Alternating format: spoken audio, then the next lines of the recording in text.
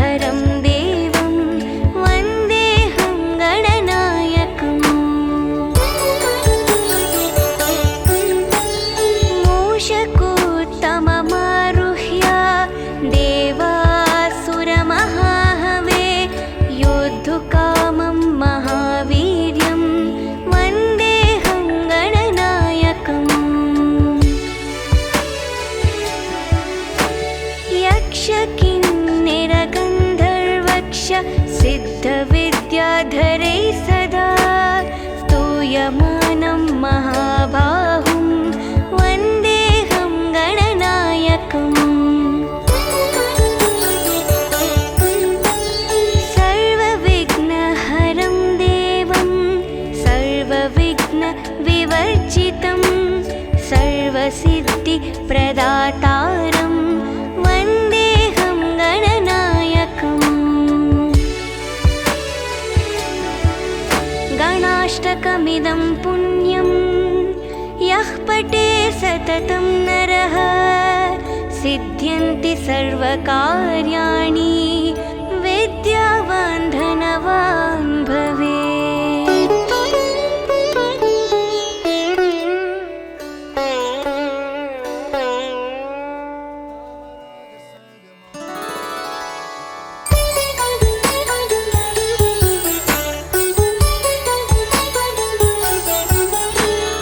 एकदन्तं महाकायं तप्तकाञ्चनसन्निभं लम्बोदरं विशालाक्षं वन्देऽहं गणनायकम्। मौञ्जीकृष्णाजिनधरं नागयज्ञोपवीतिनं बालेन्दुसुकलामौलिं वन्देऽहं गणनायकम्। अम्बिकाहृदयानन्दं मातृभिः परिवेष्टितं भक्तिप्रियं मदोन्मत्तं वन्देऽहं गणनायकम्। चित्ररत्नविचित्राङ्गं चित्रमालाविभूषितं चित्ररूपधरं देवं वन्देऽहं गणनायकम्। गजवक्त्रं सुरश्रेष्ठं कर्णचामरभूषितं पाशाङ्कुशधरं देवं वन्देऽहं गणनायकम्।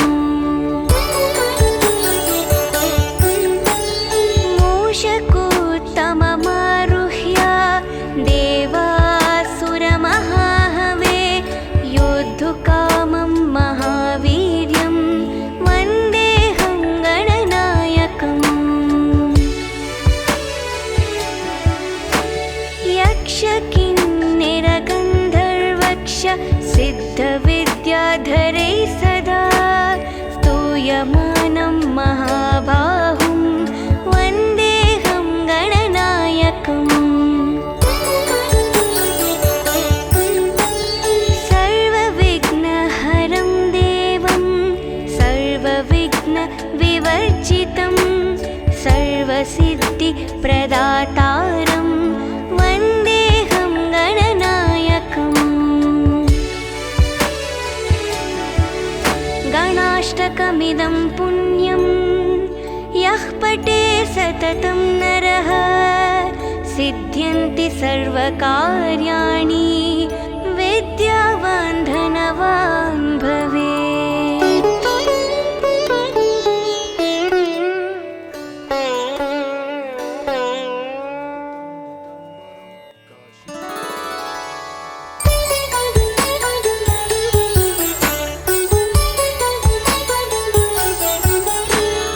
एकदन्तं महाकायं तप्तकाञ्चनसन्निभं लम्बोदरं विशालाक्षं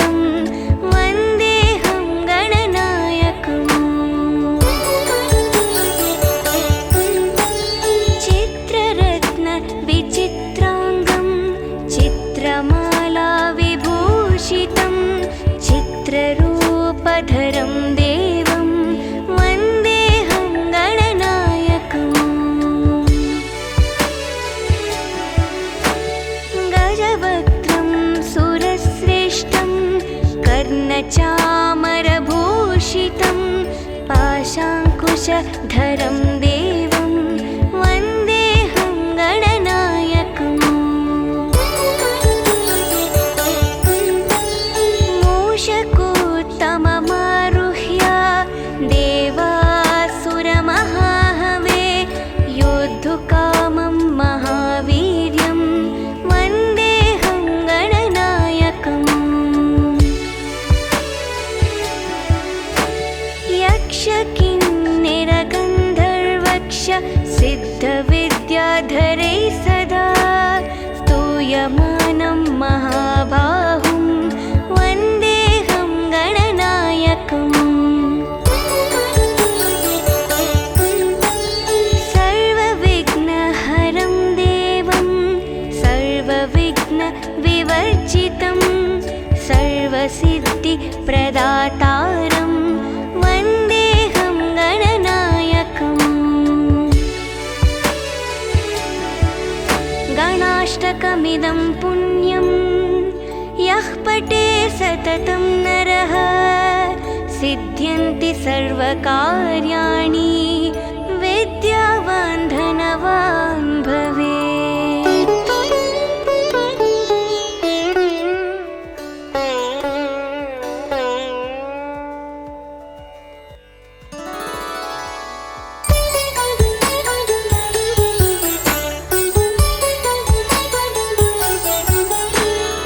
एकदन्तं महाकायं तप्तकाञ्चनसन्निभं लम्बोदरं विशालाक्षं वन्देऽहं गणनायकम् मौञ्जीकृष्णाजिनधरं नागयज्ञोपवीतिनं बालेन्दुसुकलामौलिं वन्देऽहं गणनायकम् अम्बिकाहृदयानन्दं मातृभिः परिवेष्टितं भक्तिप्रियं मदोन्मत्तं वन्देऽहं गणनायकम् चित्ररत्नविचित्राङ्गं चित्रमालाविभूषितं चित्ररूपधरं देवं वन्देऽहं गणनायकम् गजवक्त्रं सुरश्रेष्ठं कर्णचामरभूषितं पाशाङ्कुशधरं देवं वन्देऽहं गणनायकम्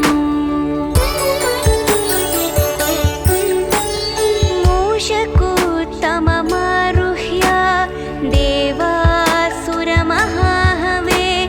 योद्धुकामं महावीर्यं वन्देऽहं गणनायकम् यक्षकिन्निरगन्धर्वक्ष सिद्धविद्याधरैः सदा स्तूयमानं महाबाहुं वन्देऽहं गणनायकम् सर्वविघ्नहरं देवं सर्वविघ्नविवर्जितं सर्वसिद्धिप्रदातारं वन्देऽहं गणनायकम् गणाष्टकमिदं पुण्यं यः पठे सततं नरः सिद्ध्यन्ति सर्वकार्याणि विद्यावान् धनवान् भवेत्।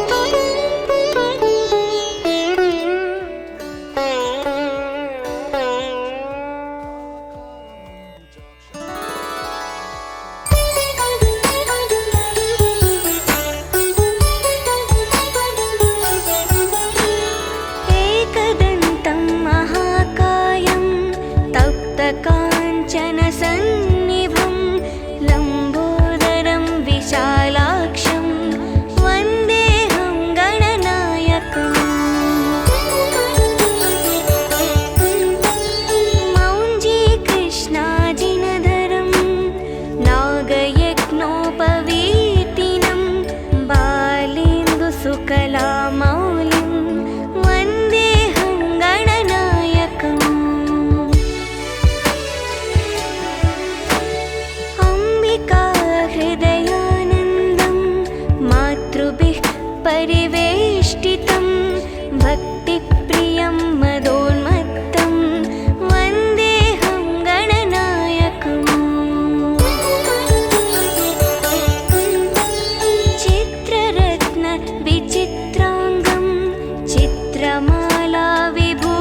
विभूषितं चित्ररूपधरं देवं वन्देऽहं गणनायकम् गजवक्त्रं सुरश्रेष्ठं कर्णचामरभूषितं पाशाङ्कुशधरं देवं वन्देऽहं गणनायकम् मूषकोत्तममारुह्य देवासुरमहाहवे योद्धुकामं महावीर्यं वन्देऽहं गणनायकम् यक्षकिन्निरगन्धर्वक्ष सिद्धविद्याधरैः सदा स्तूयमानं महाबाहुं वन्देऽहं गणनायकम्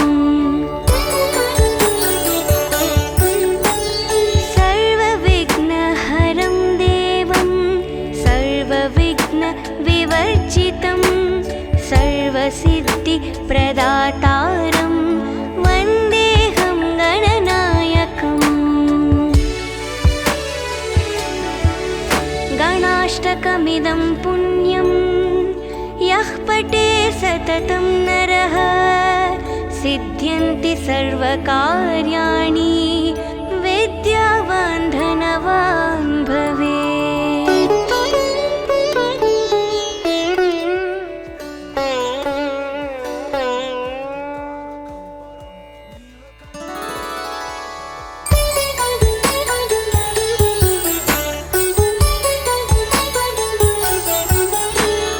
एकदन्तं महाकायं तप्तकाञ्चनसन्निभं लम्बोदरं विशालाक्षं वन्देऽहं गणनायकम्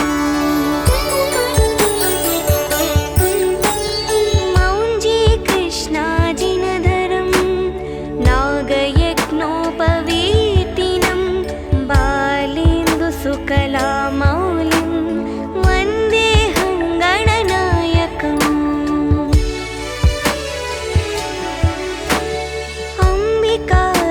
अम्बिकाहृदयानन्दं मातृभिः परिवेष्टितं भक्तिप्रियं मदोन्मत्तं वन्देऽहं गणनायकम्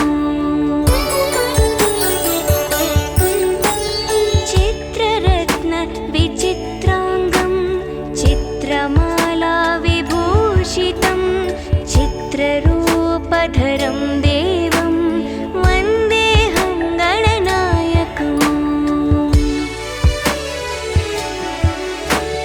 गजवक्त्रं सुरश्रेष्ठं कर्णचामरभूषितं पाशाङ्कुशधरं देवं वन्देऽहं गणनायकम्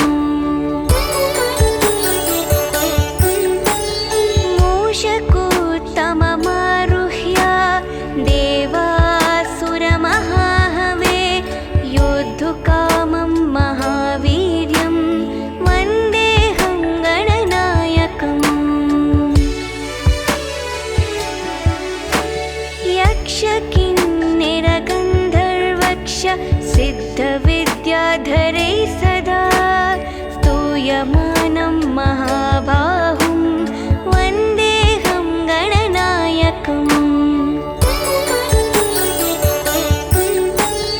सर्वविघ्नहरं देवं सर्वविघ्नविवर्जितं सर्वसिद्धिप्रदातारं वन्देऽहं गणनायकम् गणाष्टकमिदं पुण्यं यः पठे सततं नरः सिद्ध्यन्ति सर्वकार्याणि विद्यावान् धनवान् भवेत्।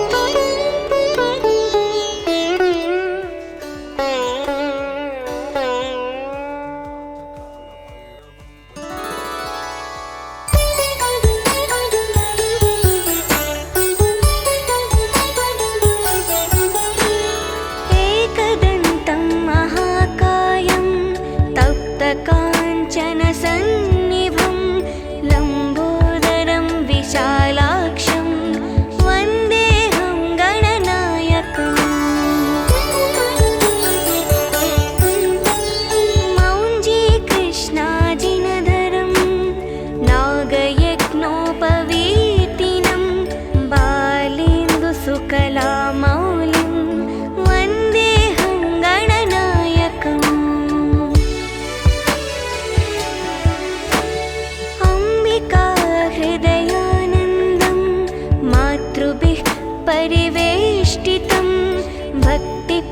प्रियं मदोन्मत्तं वन्देऽहं गणनायकम्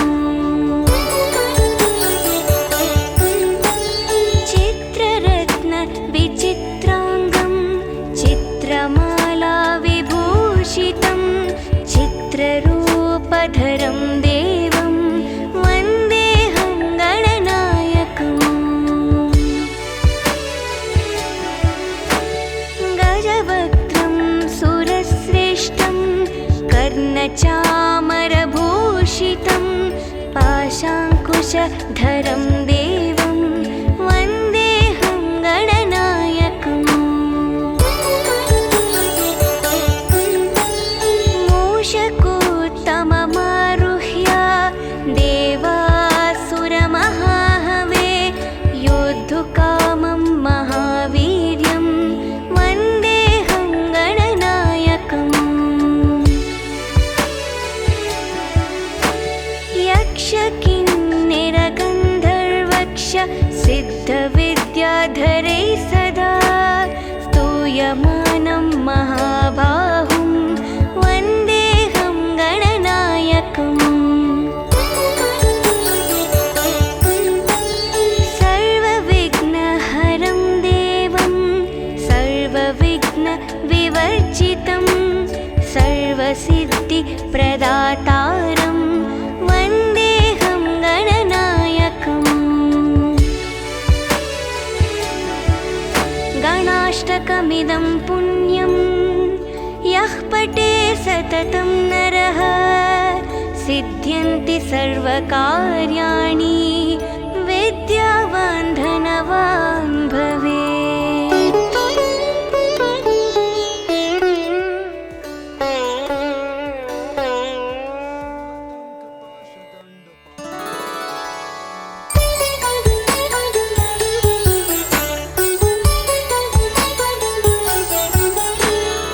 एकदन्तं महाकायं तप्तकाञ्चनसन्निभं लम्बोदरं विशालाक्षं वन्देऽहं गणनायकम्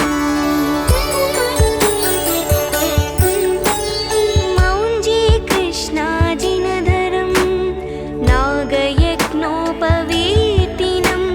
बालेन्दुसुकलामौलिं वन्देऽहं गणनायकम्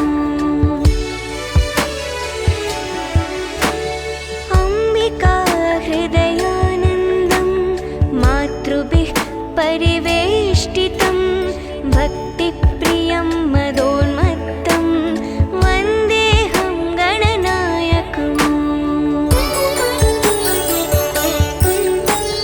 चित्ररत्न विचित्राङ्गं चित्रमाला विभूषितं चित्ररूपधरं देवं वन्देऽहं गणनायकम्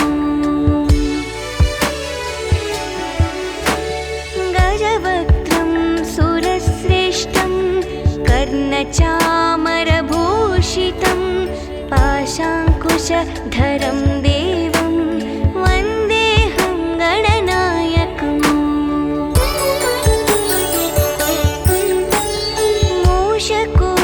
मूषकोत्तममारुह्य देवासुरमहाहवे योद्धुकामं महावीर्यं वन्देऽहं गणनायकम्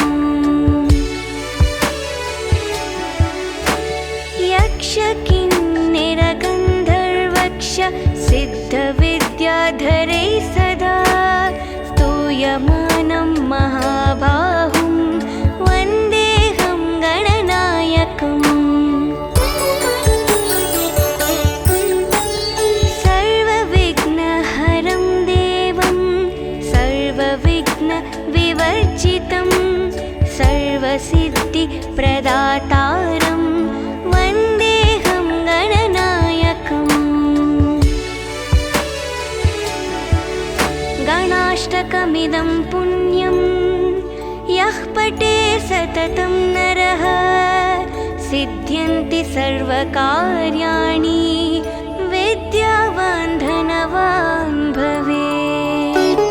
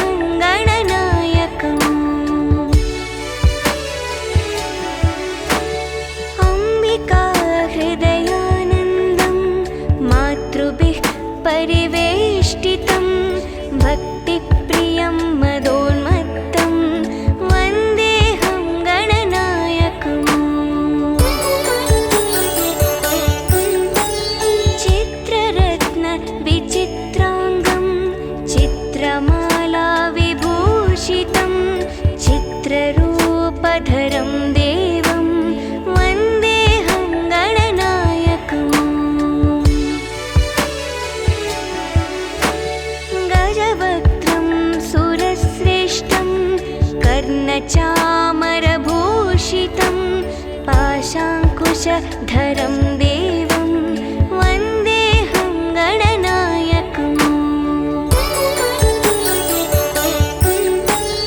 मूषकोत्तममारुह्य देवासुरमहाहवे योद्धुकामं महावीर्यं वन्देऽहं गणनायकम् यक्षकिन्निरगन्धर्वक्ष सिद्धविद्याधरैः सदा स्तूयमानं महाबाहुं वन्देऽहं गणनायकम् सर्वविघ्नहरं देवं सर्वविघ्नविवर्जितं सर्वसिद्धिप्रदातारं वन्देऽहं गणनायकम् गणाष्टकमिदं पुण्यं यः पठे सततं नरः सिद्ध्यन्ति सर्वकार्याणि विद्यावान् धनवान् भवेत्।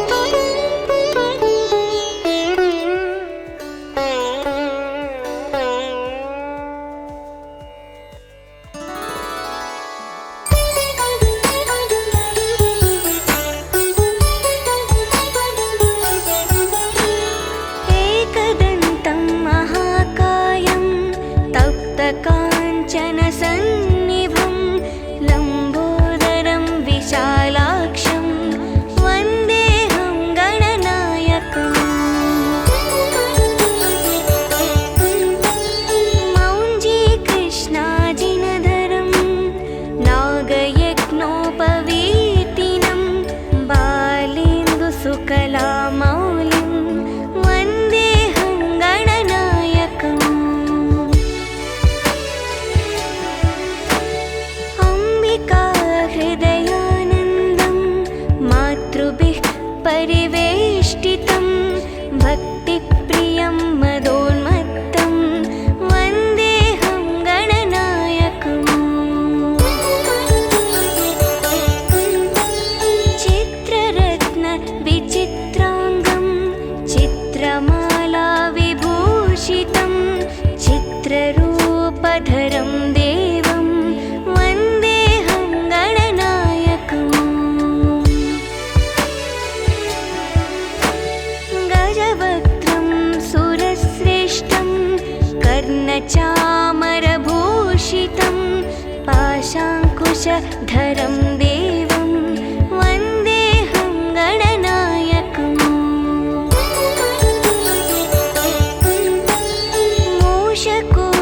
मूषकोत्तममारुह्य देवासुरमहाहवे योद्धुकामं महावीर्यं वन्देऽहं गणनायकम् यक्षकिन्निरगन्धर्वक्ष सिद्धविद्याधरैः सदा स्तूयमानं महाबाहुं वन्देऽहं गणनायकम् सर्वविघ्नहरं देवं सर्वविघ्नविवर्जितं सर्वसिद्धिप्रदातारं वन्देऽहं गणनायकम् गणाष्टकमिदं पुण्यं यः पठे सततं नरः सिद्ध्यन्ति सर्वकार्याणि विद्यावान् धनवान् भवेत्।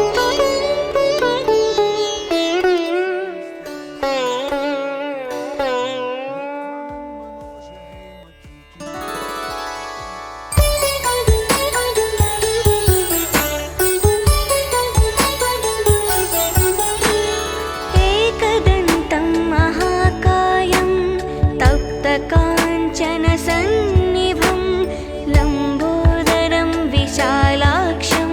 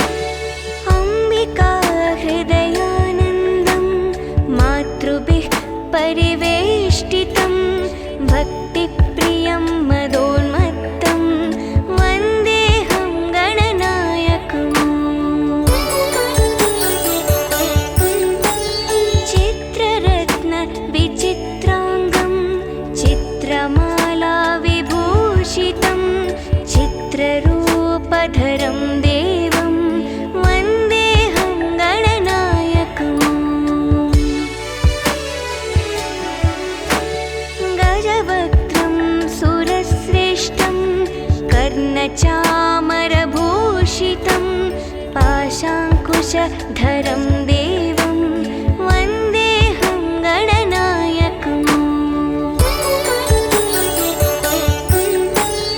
मूषकोत्तममारुह्य देवासुरमहाहवे योद्धुकामं महावीर्यं वन्देऽहं गणनायकम् यक्षकिन्निरगन्धर्वक्ष सिद्धविद्याधरैः सदा स्तूयमानं महाबाहुं वन्देऽहं गणनायकम् सर्वविघ्नहरं देवं सर्वविघ्नविवर्जितं सर्वसिद्धिप्रदातारं वन्देऽहं गणनायकम्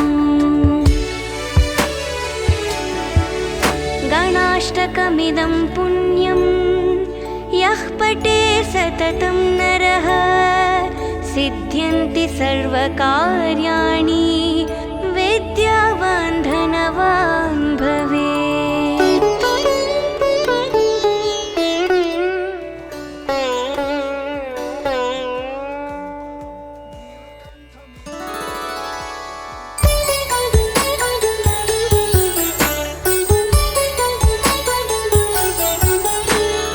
एकदन्तं महाकायं तप्तकाञ्चनसन्निभं लम्बोदरं विशालाक्षं वन्देऽहं गणनायकम्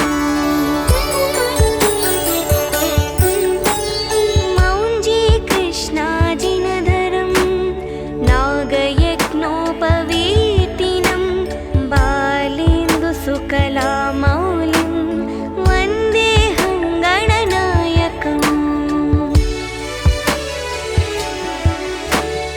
अम्बिकाहृदयानन्दं मातृभिः परिवेष्टितं भक्तिप्रियं मदोन्मत्तं वन्देऽहं गणनायकम्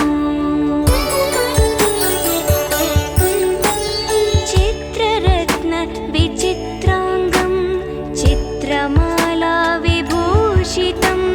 चित्ररूपधरं देवं वन्देऽहं गणनायकम् गजवक्त्रं सुरश्रेष्ठं कर्णचामरभूषितं पाशाङ्कुशधरं देवं वन्देऽहं गणनायकम्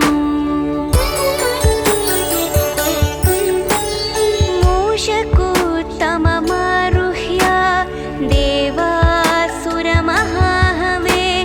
योद्धुकामं महावीर्यं वन्देऽहं गणनायकम् यक्षकिन्निरगन्धर्वक्ष सिद्धविद्याधरैः सदा स्तूयमानं महाबाहुं वन्देऽहं गणनायकम् सर्वविघ्नहरं देवं सर्वविघ्नविवर्जितं सर्वसिद्धिप्रदातारं वन्देऽहं गणनायकम् गणाष्टकमिदं पुण्यं यः पठे सततं नरः सिद्ध्यन्ति सर्वकार्याणि विद्यावान् धनवान् भवेत्।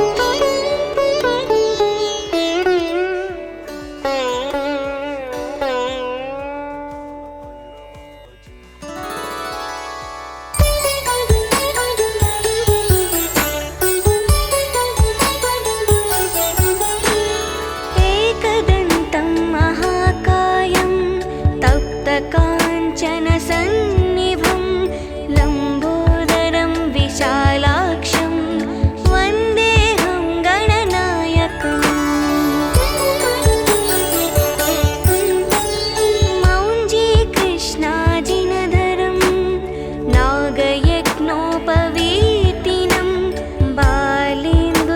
सकलामौलिं वन्देऽहं गणनायकम् अम्बिका हृदयानन्दं मातृभिः परिवेष्टितं भक्तिप्रियं मदोन्मत्तं वन्देऽहं गणनायकम् चित्ररत्नविचित्राङ्गं चित्रमाला विभूषितं चित्ररूपधरं देवं वन्देऽहं गणनायकम् गजवक्त्रं सुरश्रेष्ठं कर्णचामरभूषितं पाशाङ्कुशधरं देवं वन्देऽहं गणनायकम्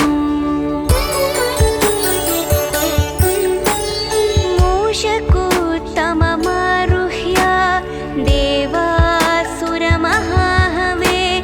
योद्धुकामं महावीर्यं वन्देऽहं गणनायकम् यक्षकिन्निरगन्धर्वक्ष सिद्धविद्याधरैः सदा स्तूयमानं महाबाहुं वन्देऽहं गणनायकम्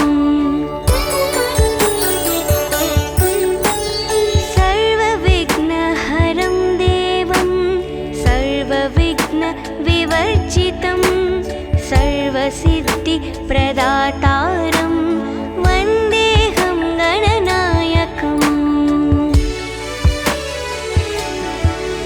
गणाष्टकमिदं पुण्यं यः पठे सततं नरः सिद्ध्यन्ति सर्वकार्याणि विद्यावान् धनवान् भवेत्।